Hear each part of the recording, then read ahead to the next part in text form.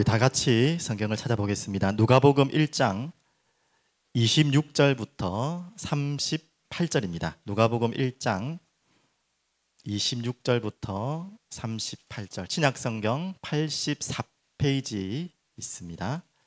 86페이지. 다 함께 읽겠습니다.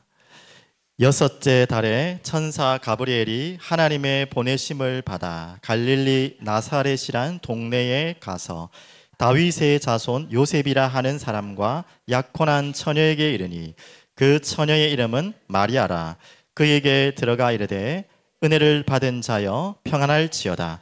주께서 너와 함께 하시도다 하니 처녀가 그 말을 듣고 놀라 이런 인사가 어찌함인가 생각하매 천사가 이르되 마리아여 무서워하지 말라. 내가 하나님께 은혜를 입었느니라.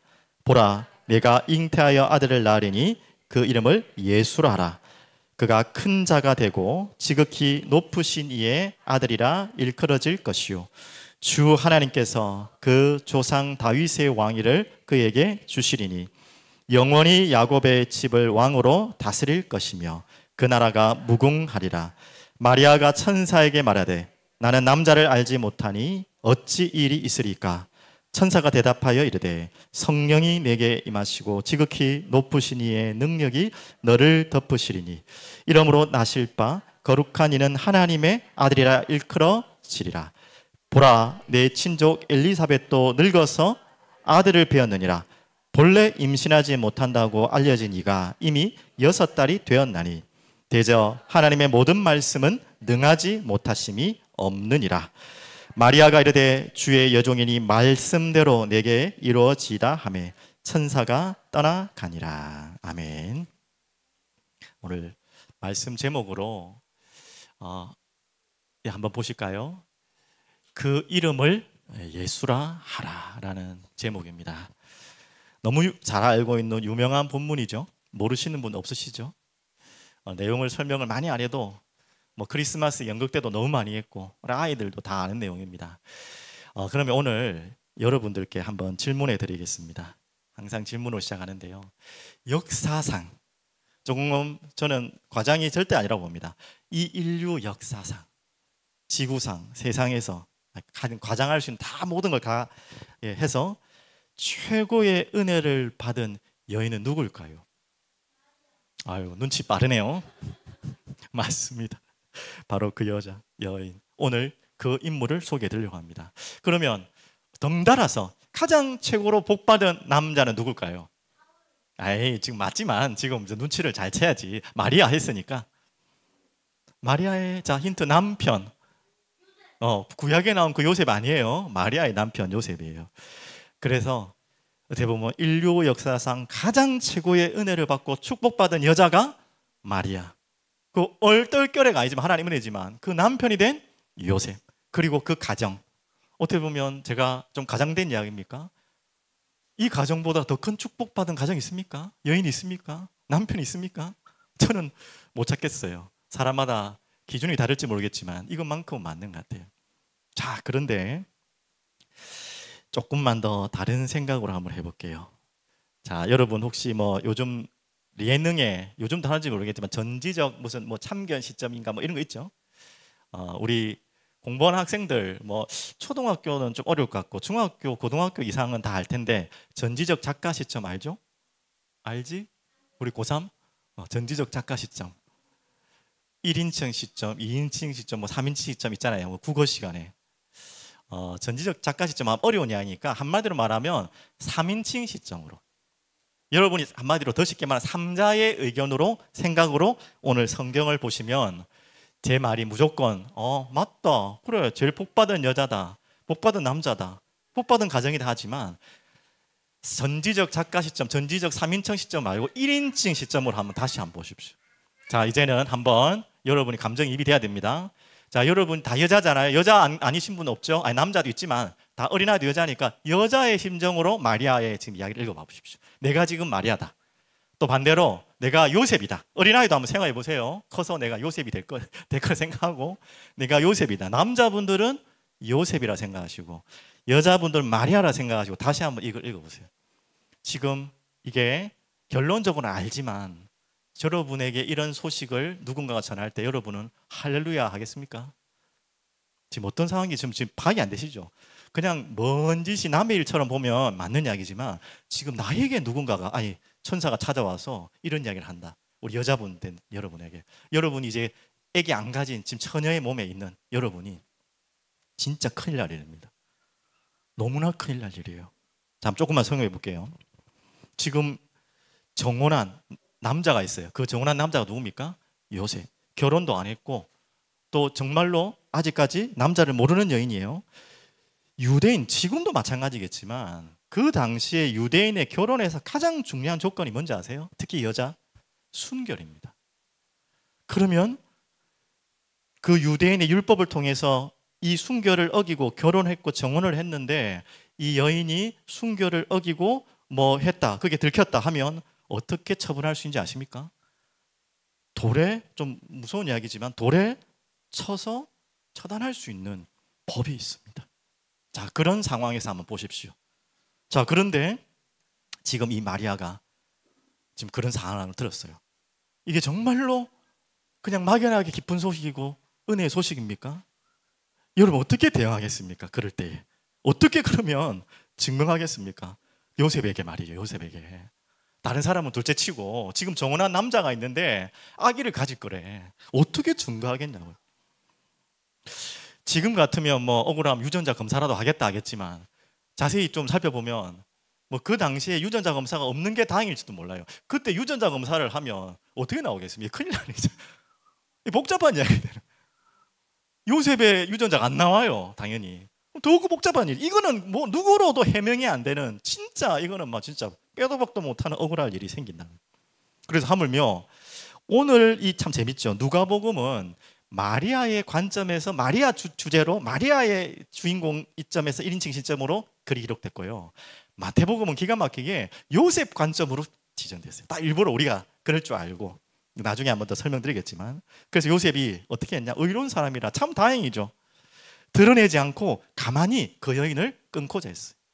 아니면 저 돌로 어떻게 해버려도 아무런 말을 하지 못하는 시대인데 그렇게 하지 않고 조용히 그냥 모른 채 하고 그냥 헤어질 생각을 했던 사람이 요셉. 그러면 지금 그 상황이에요.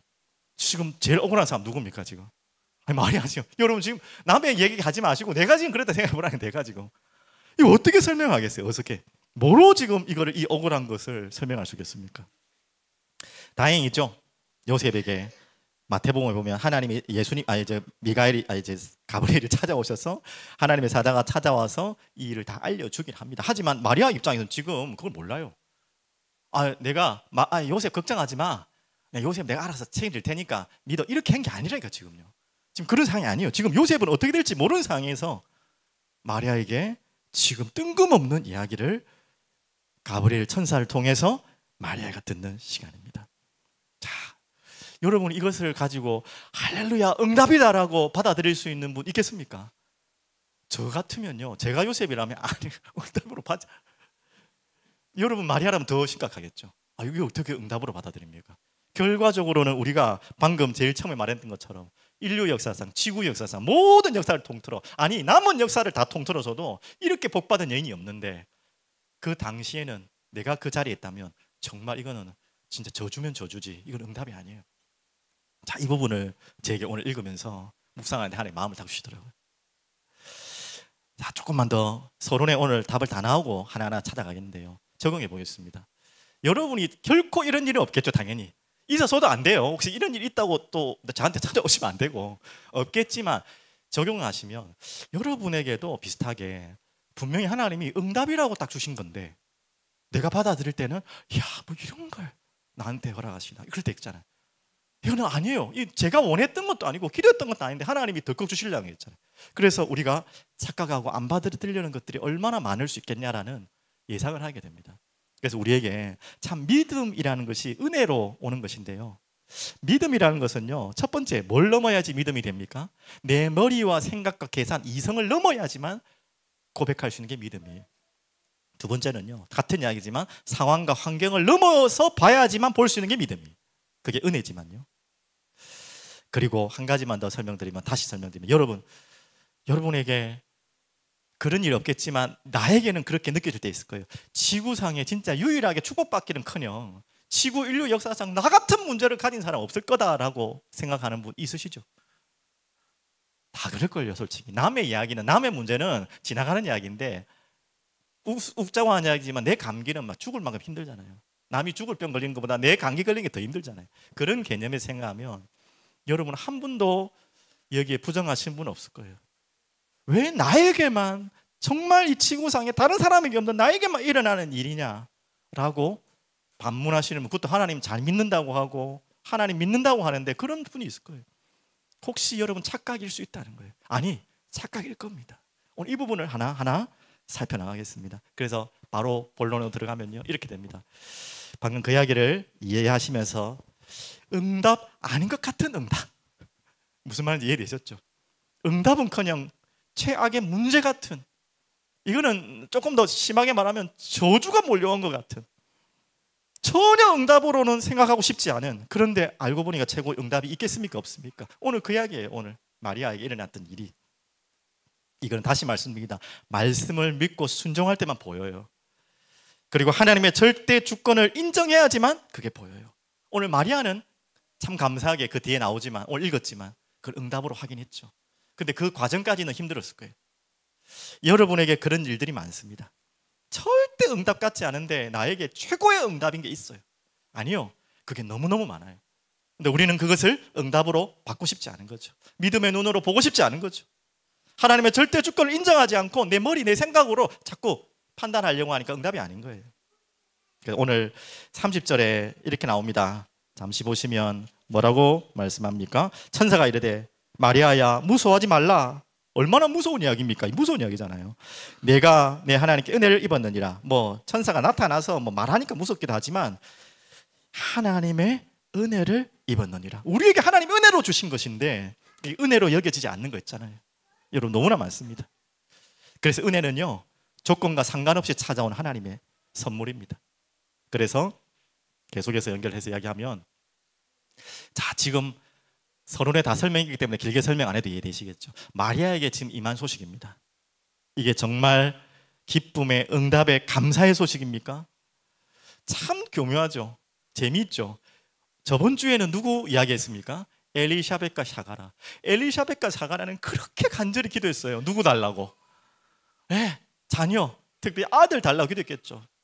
그런데 나이가 들면 들수록까지 안 주시다가 다 늙어서 아기를 가질 수 없는 상태에 덜컹 주시던 하나님, 이걸 어떻게 설명하겠습니까? 반대로 이건 더 황당해요.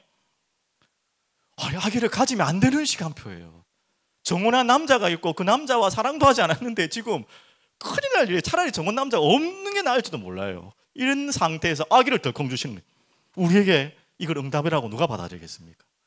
아니 뭐 기도 한번 해본 적도 없고 원한 적도 없어요. 마리아가 단 한 번이라도 이 기도했겠습니까? 저는 단 한 번도 기도는커녕 생각도 안 했을 거예요. 그런데 덜컥 주시는 이게 뭔가 선물인데 선물 같지 않은 지금 난감한 소식을 들은 것입니다. 기도도 해본 적도 없고 하물며 거부하고 싶을 거예요. 여러분이 지금 마리아라면 여러분도 믿음 좋으니까 마리아처럼 받아들이실 수 있겠지만 잘 모르겠습니다만은 분명히 저 같으면 제가 요새 같으면 이렇게 할 거예요. 아니요, 저 말고요. 제가 좋은 처녀 하나 소개해 줄게요. 저기 어느 우리 교회에 우리 사랑의 흐르는 교회 누구 청년이 정말 믿음이 좋아요. 저는 안 합니다. 저 말고 그 청년한테 한번 가보세요. 가브리엘 저한테 오지 말고. 남자도 그랬을 거예요. 그게 충분히 현실적인 이야기죠. 이런 이야기가 있습니다. 잘 알지만 처녀가 애를 가져도 할 말이 있다. 이건 좋은 말이 아니에요. 비꼬는 말입니다. 그런데 이 할 말이 있는 지구상의 유일한 여자예요. 처녀가 애를 가졌는데 할 말인 사람이 없어야 돼요. 원래 맞죠. 그런데 지구상에 유일하게 과거, 오늘, 미래를 통틀어서 한 여인만 처녀가 애를 가졌는데 할 말이 있는 여자. 그만큼 반대말로 말하면 억울한 여인. 그 말을 누가 믿어주겠어요? 그 말을 누가 인정하겠냐? 그 말을 누가 하겠냐 말이에요. 증명할 수 없는데 참 재밌는 본문 아닙니까? 자, 그렇게 임한 소식이 받기 힘든, 받기 싫은, 어떻게 보면, 그런데 알고 보니까 그냥 응답이 아니라 인류 역사상 최고의 응답인 거예요. 우리에게 그렇게 착각할 때가 많다는 거예요. 하나님은 여러분과 여러분 가정에, 여러분 개인에게 인류 역사상 어떻게 보면 최고의 응답을 예비하신지도 모르는데 우리는 그것을 내 생각과 내 환경과 내 머리로 아니라고 거부할 때가 있을 수 있다는 거예요. 참 복을 걷어차는 것도 바로 우리의 선택일 수 있다는 것입니다. 제가 한 가지 더 상상해 봤어요. 차라리 그냥 요셉과 결혼한 다음에 아기를 주셨다면 좀 덜 하지 않았을까 문제가. 이런 그냥 쓸데없는 상상을 해봤는데요. 근데 왜 그렇게 하지 않았을까? 그러면 마리아가 좀 덜 난처하잖아요. 좀 덮어줄 수도 있고 세상 보기에도 좀 덜 부끄럽고. 그런데요, 그렇게 생각해 보니까 하나님 입장에서 좀 난감한 거예요. 무슨 말인지 알겠죠? 결혼하고 아기를 가졌으면 이게 요셉이 아기인지 하나님이 성령을, 아니 하나님은 아시겠지만 누구한테 어떻게 설명할 거예요? 그래서 참 냉정하지만 어쩔 수 없지만 하나님의 선택이 그런 겁니다. 마리아의 입장을 생각하지 않은 게 아니라, 요셉의 입장을 생각한 것이 아니라 다 생각하고 모든 것을 다 끼워 맞춰서 우리의 머리로 생각할 수 있는 그것까지 계산해서 이 여자에게 주신 것입니다. 이미 약속하셨고요. 처녀가 잉태하여 아들 낳으리니 그 이름을 임마누엘이라. 이미 이사야 7장 14절 말씀이 성취돼야 되고, 왜 그래야 되는지는 그 다음 단락에 설명을 드리겠습니다. 왜 이렇게 한 여자를 완전히 억울하게 할 수 있는, 한 남자를 완전히 오해하게 할 수 있는 이런 상황에 하나님이 어떻게 보면 과학적이도 않은, 과학을 넘은 이 방법으로 하셔야 됩니까? 그 답은 두 번째 단락에 드릴게요. 그래서 그런데 참 감사한 것은 하나님이 요셉이라는 정혼자를 주셨다는 것, 그것까지 예비하셨겠죠. 아니 정말로 그냥 요셉 같지 않고, 의로운 요셉 같지 않고 그냥 일반적인 사람이라도 어떻게 하겠습니까? 그걸 어떻게 받아들여요? 그걸 어떻게 그 정혼한 여자가 애를 가졌는데 받아들입니까? 지금 완전히 이게 지금 그냥 우리는 막 은혜롭게 읽었는데 보통 심각한 이야기 아니에요. 지금 우리 입장에서 일어났다면 그만큼 하나님이 의로운 사람, 하나님의 말씀을 또 이해하고 들을 수 있는 사람, 그것까지 믿을 수 있는 남편까지 준비하신 것이죠. 그렇게 이해하시면 되겠습니다. 자, 그러면 설명드리겠습니다. 도대체 하나님이 무엇을 하시기 위해서 한 가정에 한 여인을, 한 남자를 이렇게 억울하게도 할 수 있고, 그리고 오해할 수도 있게 하고, 정말 이건 어디에도 설명할 수 없는, 증거될 수 없는 일들을 허락하셔야 되고, 이것이 왜 가장 최고의 은혜입니까? 자, 이게 바로 답입니다. 바로 이 답을 주시기 위해서 그 이름 예수, 예수를 허락하기 위한 가정입니다. 그만한 그릇이 되는 가정이었겠죠. 은혜 받은 가정이지만. 여러분 잘 아는 말씀입니다. 예수의 이름, 우리 아이들도 있네요. 똑똑한 친구들 많으니까. 자, 마태복음 1장 21절에 예수의 이름의 뜻이 나옵니다. 자, 여러분의 이름에도 다 뜻이 있죠. 저의 이름에 제가 한번 설명드린 것 같은데, 저는 저희 부모님이 예수를 믿지 않고 제 이름을 지어주셨어요. 한자로 보통 짓잖아요. 순자는 순박할 순자입니다. 순할 순자라는 생각하시는데 순박할 순자. 규자는 원래는 서옥규, 재상규자인데 저 개인적으로 그냥 별규로, 어릴 땐 또 잘못 알아가 별규로 알았거든요. 그렇게 해서 그랬어요. 그냥 순박한 별, 순박한 재상 뜻인데, 저는 그거를 예수 믿고 나서 새롭게 바꿔서 제 이름을 해석해요. 순박한 다니엘서에 나온 별과 같이, 맞죠? 그리스도 이름을 증거하는, 많은 사람을 돌아오게 하는, 빛으로 돌아오는 그런 별로 전 나름대로 해석했어요. 자, 여러분들의 이름에도 이름 뜻이 있죠? 나중에 우리 성경학교 때 한번 나눠보는 시간 되면 좋겠습니다. 자, 이 이야기 하려는 게 아니라 예수 이름 뜻이 뭐예요? 자, 그 전에 저번 주 좀 독서합시다. 요한의 이름 뜻이 뭡니까? 요한 한 3번은 이야기한 것 같은데 누가 그랬어요? 은혜. 요한의 이름 뜻이 은혜가 깊으시다는 뜻이에요. 아유, 얼마나 좋은 이름입니까? 하나님 지어주신 이름이지만. 여러분이 부모된 입장에서 여러분 자녀의 이름을 짓는데 가장 축복된 이름, 좋은 이름, 어감이 좋고 복된 이름 지었겠죠. 그런데 오늘 예수란 이름은 무슨 뜻입니까? 예수. 자, 마태복음 1장 21절 근거로 그대로 말씀드릴게요. 자기 백성을 저들의 죄에서 구원할 자. 좋은 이름이네. 요입니까? 좋은 이름 같지요? 우리 입장에서는 좋은 이름인데 그 예수의 입장에서는 좋은 이름이 아니에요. 조금 더 쉽게 풀어서 이름을 설명해 볼까요? 죄인을 위해 죽을 자라는 뜻이에요. 죄인을 위해 죽기 위해 오신 자라는 거예요. 우리에겐 좋은 이름 맞지만 그 당사자에겐 좋은 이름입니까? 그 부모에게 좋은 이름이에요. 그 이름을 하나님이 지어주셨다니까. 직접 그 이름 예수라 해라. 한마디로 그 이름을 죽기 위해서 온 자라요. 왜 이렇게까지 하셔야 됩니까? 얼마나 참 엄한 이야기죠. 자, 그러면 그 예수가 마태복음 1장 23절에 처녀가 잉태의 아들 낳아 그 이름을 임마누엘을 오셨죠. 우리와 함께 하시기 위해, 죽기 위해 우리와 함께 하시기 위해 오신 그 이름 예수. 자, 그분은 어떤 분입니까? 오늘 말씀에 다 나와 있습니다. 31절부터 33절까지 한번 찾아보시죠. 오늘 읽었던 본문 31절. 자, 보겠습니다. 너희 가정에 너에게 주실 이름 예수가 어떤 분인 줄 아냐? 31절. 보라, 내가 잉태하여 아들을 낳으니 그 이름을 예수라 하라. 이미 지어주셨죠. 그 이름의 뜻은 말씀드렸습니다. 32절 한번 읽어보겠습니다. 그가 큰 자가 되고 지극히 높으신 이의 아들이라 일컬어질 것이요, 주 하나님께서 그 조상 다윗의 왕위를 그에게 주시리니. 33절. 영원히 야곱의 집을 왕으로 다스릴 것이며 그 나라가 무궁하리라. 바로 예수의 이름, 예수를 우리에게 보내주신 이유가 뭔지 아시죠? 방금 이 세 구절에 다 나와 있어요. 영원한 나라의 왕이십니다. 영원한 나라, 이 땅 세상의 왕 아닌, 그때는 로마 제국 시대잖아요. 왕이라는 의미가 얼마나 대단한 이름인지 알 겁니다. 하지만 그 로마 제국의 왕하고도 비교할 수 없는 영원한 나라에 무너지지 않는 나라. 뭐 그 당시에 로마를 자신들은 무너지지 않은 나라로 착각했겠죠. 하지만 우리는 압니다. 그 천년의 로마가 무너졌어요. 어디에도 무너지지 않는 나라는 없어요.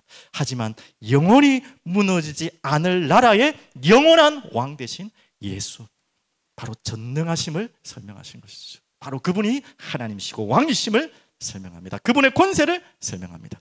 그런 아들을 너에게 주겠다는 거예요. 너의 가정을 통해서. 자, 그러면 우리가 기억해야 합니다. 우리는 예수님이 여러분의 주인이시고 여러분의 구주라면 여러분은 그분의 백성입니다. 여러분은 그분과 함께 하십니다. 그래서 임마누엘이라 하죠. 그래서 우리에게 찾아오는 이제는 마음이 평안입니다. 그 전까지 찾아오는 평안은 가짜 평안입니다. 여러분, 예수님 마음이 없는데 평안이 찾아왔다, 그거는 그냥 편안한 거지 평안이 아니에요. 평안은 그분이 우리에게 찾아오셔야지만 오는 거예요. 그 임마누엘, 그때부터 참된 보호가 시작돼요. 다르게 해볼까요? 예수 그리스도가 주인 되시기 전까지는 여러분은 어떤 보호도 없어요. 부모 계신데요? 아니에요. 부모도 여러분 보호해 줄 수 없습니다. 언제까지도 안 돼요. 그 누구도 여러분을 안전하게 지키고 보호해 주실 분이 없어요. 아유, 우리나라가 대단한데 지금 보십시오. 전 세계가 난립니다. 지금 이란이 지금 뭡니까? 이스라엘 쳐들어가려고 하고 미국 들썩들썩하고 지금 어떻게 될지 몰라요. 영원한 나라, 영원한 그 백성을 지킬 나라는 없어요. 그 주인과 왕은 없어요. 자, 그래서 야곱의 집의 왕으로, 야곱의 집이라 설명했잖아요. 야곱의 집이 뭡니까? 너무 재미난 표현이죠. 야곱의 이름 뜻이 뭔지 알죠? 예, 사기꾼, 뭐 약삭 빠른 자, 뭐 발 뒤꿈치 잡고 온 자, 다 같은 뜻인데요. 그 야곱을 바꿨습니다. 이름을 뭐라고 했죠? 이스라엘. 이스라엘 뜻이 뭐죠? 아세요? 그러면 딱 생각나는 게 하나님과 야곱과 뭐 한 게 있지? 씨름하는 걸 생각해야죠. 그때 씨름에서 이깁니까? 집니까? 야곱이? 어이구, 말도 안 되게 이겨요. 그러면서 그에게 이름을 붙여줍니다. 이스라엘. 그 뜻이 뭐라고요? 하나님과 겨루어 이긴 자라는 뜻이. 이게 무슨 말입니까? 하나님과 겨루 이긴 자, 이길 수 있는 자는 딱 두 가지로 짧게 얘기해 볼까요? 그분의 자녀이기 때문에 이길 수 있는 거예요. 자녀가 부모를 씨름해서 이길 수 있는데요. 아버지랑 레슬링하는데 이길 수 있는데 자녀이기 때문에 이기는 거예요. 여러분이 이길 수 있어서 이긴 게 아니에요. 착각하지 마세요, 우리 아이들. 또 있어요. 왜 야곱을 이스라엘이라고 했습니까? 이 야곱은 그 전까지만 해도 머리 쓰는 대가 잔머리 잘 구리고요, 매일 미리 걱정하고 미리 도망다니고 미리 뭐 하다가 사고를 다치는 인간이 야곱. 그래서 너는 이제 야곱이라 하지 말고 뭐라 했다고요? 이스라엘이라. 이 말은 하나님과 겨루 이긴 자라는 말을 또 설명하면 뭐냐? 자녀일 뿐만 아니라 네가 머리 쓰고 대가리 굴릴 그런 신분 아니란 말이는. 그런 잔머리 쓸 신분 아니란 말이야. 네 아버지가 네 주인이 누구냐 이 말이야. 네 나라가 어떤 나라냐 말이야. 다 맡겨도 된다. 더 이상 네 머리 쓰고 네 머리 걱정하고 그럴 필요가 없는 사람이다. 그게 바로 영원한 나라의 왕으로 섬기는 백성의 자리에 있는 자들입니다. 여러분과 제가 그 자리에 있는 거예요. 이거를 우리에게 허락하시기 위해서. 자, 그리고 두 번째입니다. 그 이름 예수는 어떤 분이십니까? 다 같이 한번 볼게요. 하나님의 아들. 35절을 한번 보십시오. 천사가 대답하여 이르되 성령이 내게 임하시고 지극히 높으신 이의 능력이 너를 덮으시리니 이름으로 나실 바 거룩한 이는 하나님의 뭐라고요? 아들이라 일컬어지리다. 이 표현이 어마어마한 우리에게는 구원의 소식이 답입니다. 자, 제일 처음에 성령이 내게 임하시고 지극히 높으시의 능력이 너를 덮으시리다 라고 표현했죠. 자, 여기에 대해 아까 전에 똑똑한 우리 분들은, 기억력 좋으신 분들 기억하실 거예요. 왜 그 한 집안의 여인을, 또 정혼한 남자를 이렇게 곤혹스럽게 하셔야 됩니까? 왜 처녀의 몸에 잉태하도록까지 하셔야 됩니까? 라는 이유입니다. 성령이 잉태하셨던 것이죠. 성령이 잉태하셔야 될 이유, 그 이유가 무엇입니까? 왜? 바로 하나님의 아들로 오셔야 되기 때문입니다. 왜 그러냐? 두 가지를 다 이해하셔야 돼요. 주는 그리스도시요 살아계신 하나님의 뭐라고 했죠? 아들이시다는, 하나님의 아들이라는 표현은 무슨 표현이냐면 완전하신 그분은 하나님이시고 또한 완전하신 사람이라는 것이에요. 자, 완전하신 하나님이라는 설명보다 완전하신 사람이라는 게 이해가 어렵죠. 그러면 사람은 다 죄인인데요, 모든 사람은 이미 죄를 갖고 태어나는 원죄 속에 태어나는데요, 어떻게 죄인이 죄인을 구원합니까? 어떻게 죄인이 죄인을 살려요? 그런 질문이 당연히 들 수밖에 없겠죠. 그래서 우리의 머리는 이해되지 않지만 한 여인과 한 남자의 정말 억울할 수 있고 오해받을 수 있는 상황이지만 하나님이 반드시 그렇게 하셔야 되는 거예요. 성령으로 잉태하셔서 죄 없는 몸으로 이 땅에 오셔야 되는 거예요. 하지만 사람으로 오셔야 되는 거예요. 사람인 척한 게 아니라, 사람의 몸처럼 온 게 아니라 사람을 취하신 거예요. 사람의 몸을 취하신 거예요. 이 굉장히 신학적으로 중요한 이야기입니다. 그럼 왜 그래야 됩니까? 그래야지만 유일한 중보자입니다. 왜? 완전한 하나님이셔야지만 우리 죄를 담당할 수 있어요. 누가 감히 우리 죄를 담당합니까? 우리가 지은 죄가 보통 가벼운 죄가 아니에요. 다 죽어도 쓸어도 해결할 수 없는 죄예요. 그거를 담당할 수 있는 분은 이 땅에 어떤 사람도 없어요. 완전하신 하나님만이 해결할 수 있어요. 그런데다가 우리 죄를 짊어져야 되기 때문에 완전한 사람이어야 됩니다. 그래서 유일한 중보자예요. 하나님과 우리와의 관계 속에 중보자의 유일한 분이 바로 그 이름 예수입니다. 더 쉽게 설명하면 우리의 죄를 짊어지시고 속죄하시기 위해서 십자가에 속량하신 구원자는 유일한 한 분. 그래서 그분과 영원히 함께 할 수 있도록 하나님이 길을 여신 거죠. 자, 첫 번째 영원한 나라의 왕의 의미는 전능하신 권세를 설명했다면, 이 부분 무한하신 끝없는 하나님의 사랑을 표현한 것입니다. 무엇이 하나님이 답답해서 이렇게까지 하셔야 되겠어요?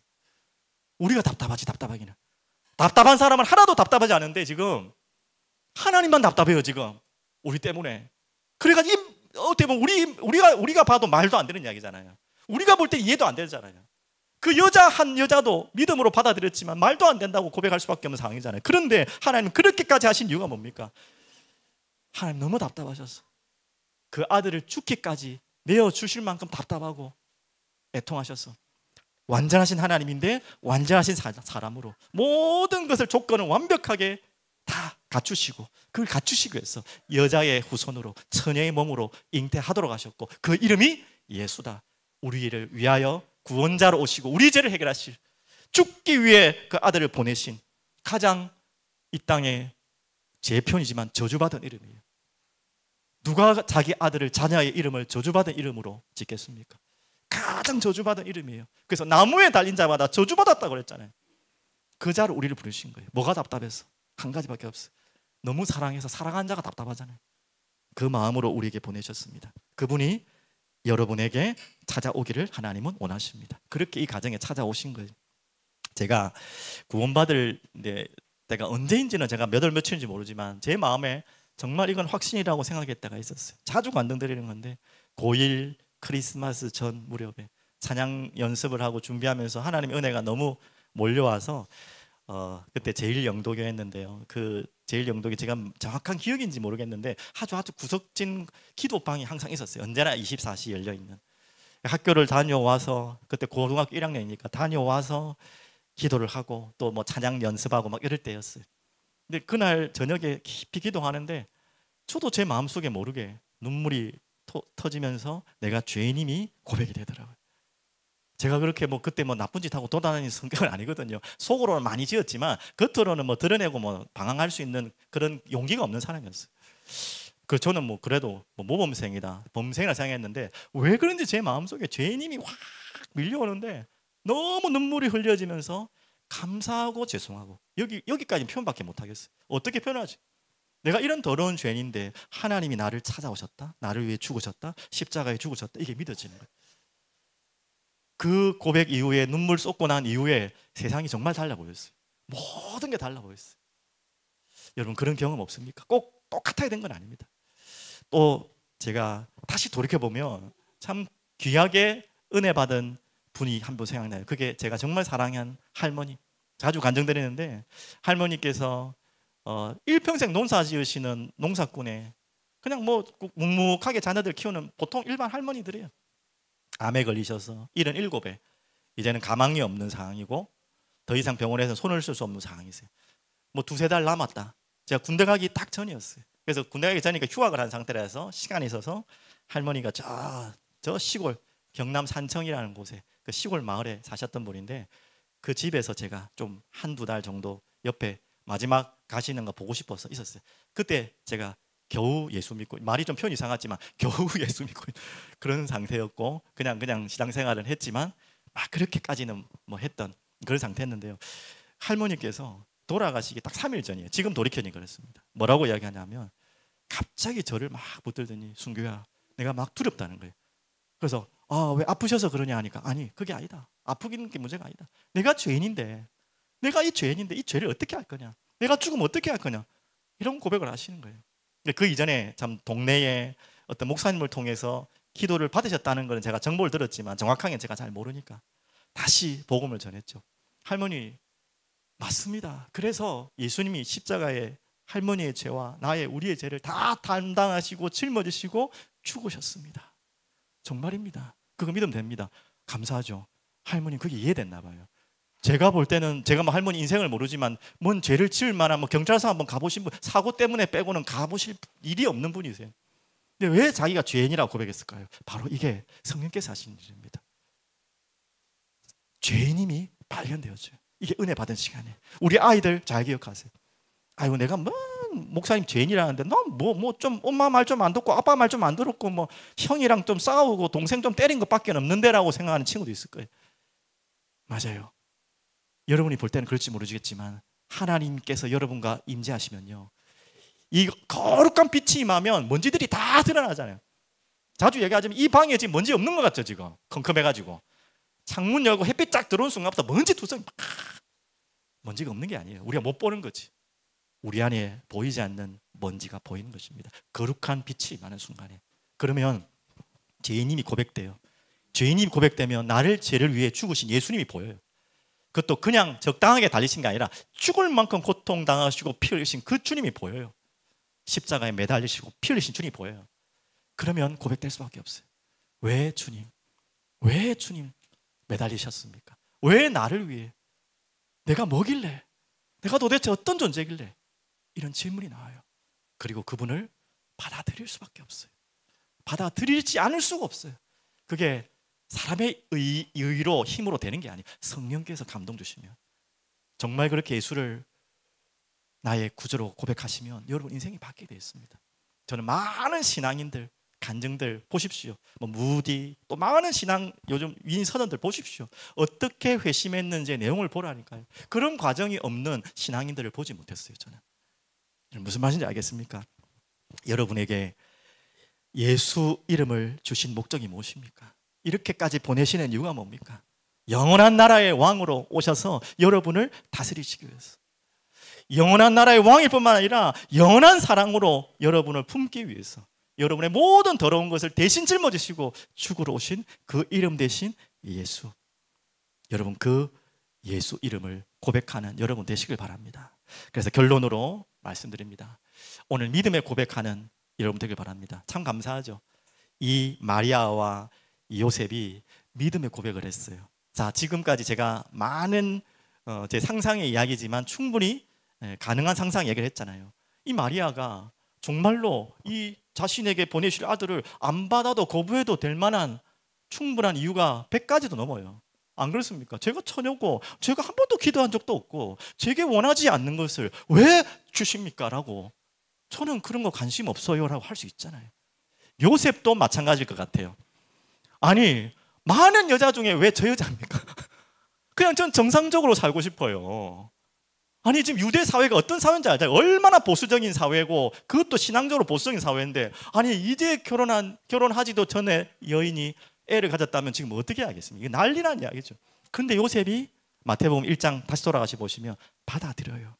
둘 다 받아들여요. 이 말은 단순하게 받아들인 것이 아닙니다. 하나님의 은혜로 받아들인 거예요.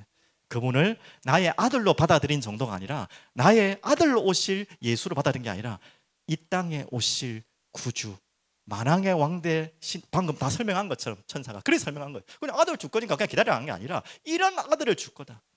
그래서 인정한 것입니다. 그래서 그분을 자신의 아들로 받아들인 게 아니라 나의 왕으로, 나의 주로.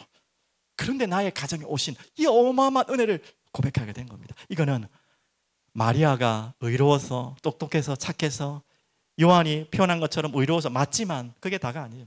하나님의 한없는 은혜입니다. 여러분과 저도 마찬가지입니다. 예수 그리스도를 받아들이는 것은요, 여러분 머리로 받아들이려고 아예 처음부터 생각도 마십시오. 그거로 받아들일 수 있는 게 아니에요.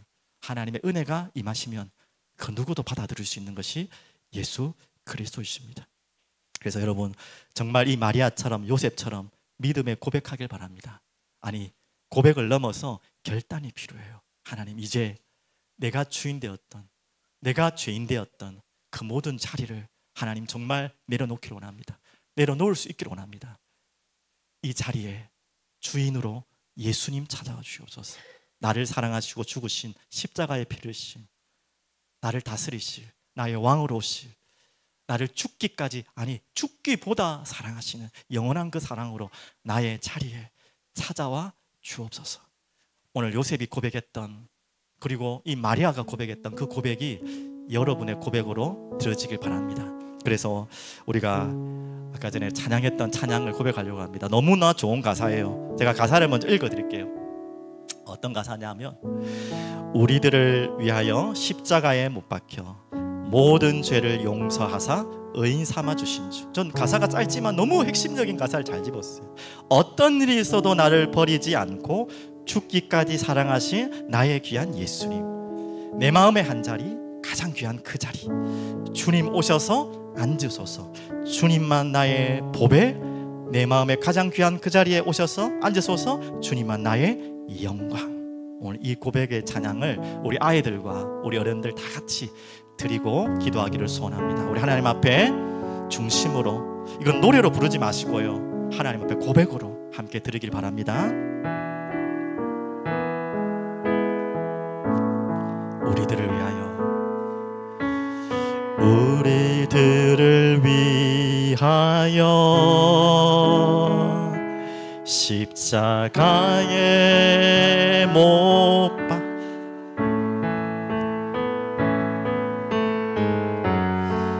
모든 죄를 용사사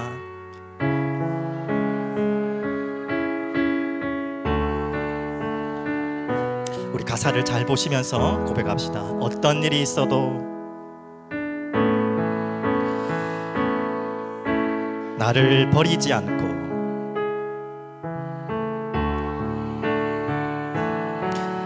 죽기까지 사랑하신 나의 귀한 예수님, 죽기까지 사랑하신 나의 귀한 예수. 우리 진정으로 마음을 열고 고백합시다. 내 마음의 한 자리, 내 마음의 한 자리, 가장 귀한 그 자리, 가장 귀한 그 자리, 주 오셔서 앉으소서. 주 오셔서 앉으소서. 주님만 나의 보배, 내 마음의 한 자리, 내 마음의 한 나의 가장 소중한 그 자리를 주님께 내어놓기를 소원합니다. 귀한 그 자리, 우리를 권하신 예수 그리스도, 그 주님이 주 오셔서 앉으소서. 주님만 나의 영광. 눈을 감고 고백할까요? 내 마음의 한 자리, 내 마음의 한 자리, 가장 귀한 그 자리, 가장 귀한 그 자리 주 오셔서 앉으소서 앉으소서. 주님만 나의 보배, 주님만 나의 보배. 내 마음의 한 자리, 내 마음의 한 자리, 가장 귀한 그 자리, 가장 귀한 그 자리 주 오셔서 다스리소서.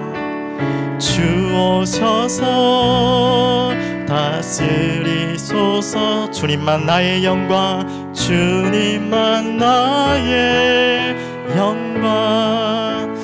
아멘. 우리 눈을 감으신 채로 잠시 저와 함께 고백하겠습니다.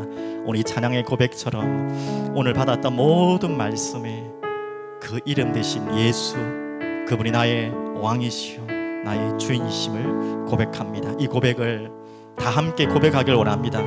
오늘 이 아이들도, 우리 모든 이 자리에 계신 모든 분들이 나의 모든 가장 중요한 자리를 내어드리는 나의 주인 되신 자리에 그 예수 그리스도의 자리가 나의 자리가 되게 하여 주시옵소서. 나를 위해 십자가에 죽으시고 피 흘리신 그 주님이 나의 주인 되어 주옵소서.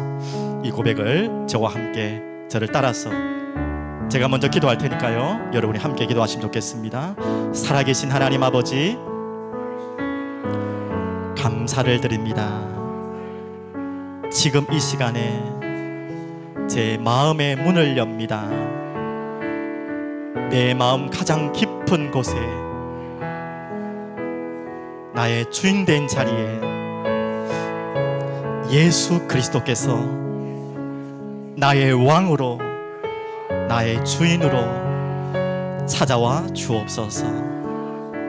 나를 사랑하셔서 나의 죄를 짊어지시고 십자가에 피 흘려 죽으시며 살아나신 예수님이 나의 주인이며 나의 그리스도이심을 고백합니다. 예수 그리스도 이름으로 기도합니다.